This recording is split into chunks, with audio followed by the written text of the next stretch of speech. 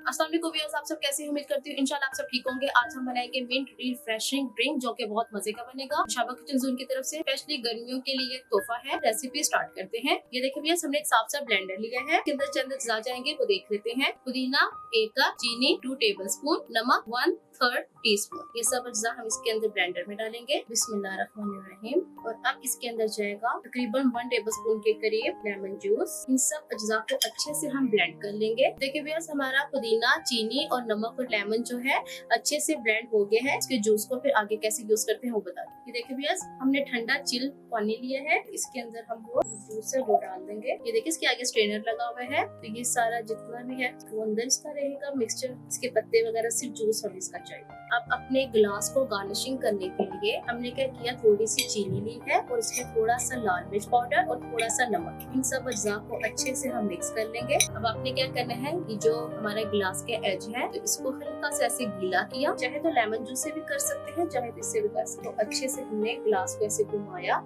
ये इसके ऐसे एजेस पे डिजाइन सा गिलास भी बन गया है। सबसे पहले गिलास में हम आइस क्यूब डालेंगे। अब इसके अंदर चिल हम ठंडा ठंडा मजेदार सा मिंट जूस डाल देंगे। मजेदार सा हमारा मिंट जूस बनके रेडी हो गया है। आप मुझे कमेंट बॉक्स में बताना ये रेसिपी कैसे लगी। इंशाल्लाह मैं नई रेसिपी आपके सामने हाजिर होंगी।